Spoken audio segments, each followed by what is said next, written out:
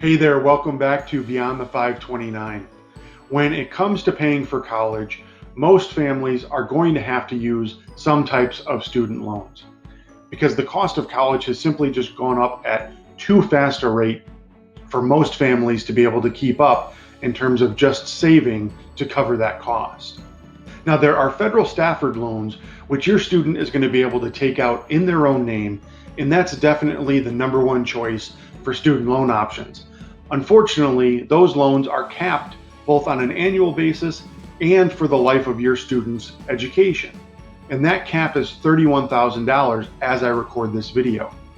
And unfortunately, again, with the way costs have gone, most families are going to have a higher burden to cover than that $31,000. So what do you do next? Well, most families are going to need to turn to some form of private student loan as a viable option to cover the remaining costs if you don't have enough savings already in place.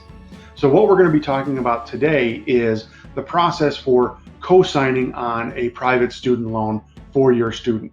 I'm Mike Bink, founder and president of Equivest Financial Advisors and Beyond the 529, the YouTube channel dedicated to helping you become a more educated consumer of college education. We specialize in late-stage college planning and can help you identify strategies that will lower your cost of college by thousands of dollars. To learn more about how you can become our client and get your plan started today, please click on the button in the description below. After you're done watching this video, please make sure to check out our website, equivestadvisors.com, where you can access our free masterclass to help you learn how to pay less for college, minimize your student loan debt without sacrificing your retirement. So when it comes to co-signing loans, it's important to understand that we're only talking about private student loans. The other primary type of loan that you might take out as a family after the Stafford loan that's in your student's name is what's called a Parent Plus loan. And those Parent Plus loans, a lot of people don't realize, are actually in the parent's name, not the student's. So there's really no need for a cosigner in that scenario because it's the parents that are taking out the loans on behalf of the student. Whereas with private student loans, you can have a student loan in the name of the student, or that's taken out by the parents, or a combination of the two. So the biggest question really is whether or not a parent should co-sign on a student loan. What most parents need to keep in mind is that more often than not, their students are not going to meet the income or the credit criteria required to qualify for a private student loan. Just to highlight this point, a recent study showed that 94% of undergraduate private student loans included a cosigner. So again, it's really important to understand that for the most part, co-signing is not really going to be a choice oftentimes if you want to be able to take out these private loans. But instead, it's kind of a cost of doing business unless your student happens to have a long income history or a very high credit score. If you do co-sign on a loan for your student, it's critically important that you understand that you are essentially responsible for that loan as well. And you need to understand the risks of what might happen if your student were to default or miss some payments.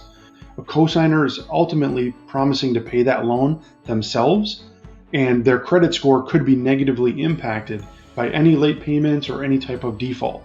So it's really important that you communicate with your students and you make sure you're on the same page with what's going on in terms of paying those loans back if you're going to be a cosigner on. Once your student has graduated and they've started paying back their loans, a lot of times parents think that they can just remove themselves from being a cosigner once their student maybe has found a job and they've started paying for those loans, which may or may not be the case. Ultimately, you're going to want to check with the lenders beforehand to understand what their terms are in terms of being released from being a cosigner. But generally, they're going to be looking for as much as 3 to 4 years of solid payment history, as well as some kind of income history from your student if they're going to release you as a cosigner off the loan. So it's not just an automatic trigger once they've graduated from school and they've started making payments. If you don't have great credit, or you think you're not likely to get a private student loan with good interest rates, then you can always apply for a Parent Plus loan from the federal government.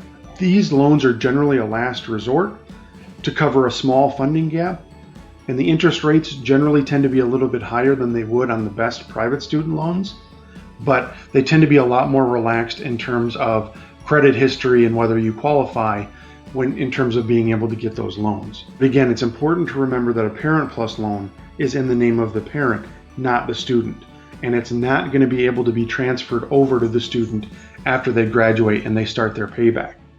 So if you go the route of using a Parent Plus loan, just understand that you are going to be on the hook for that Parent Plus loan throughout the life of the loan. If you want to get more information about all of the different types of student loans that are out there and which might be right for your family, please make sure to check out my other video, Student Loans Explained. If you would just like help developing a college funding strategy to not only save for college, but to lower your costs as much as possible, please make sure to click the link in the description below to learn how you can become our client and we can help you develop a strategy to master every aspect of paying for college. Or you can check us out at equivestadvisors.com where you can learn more about our firm.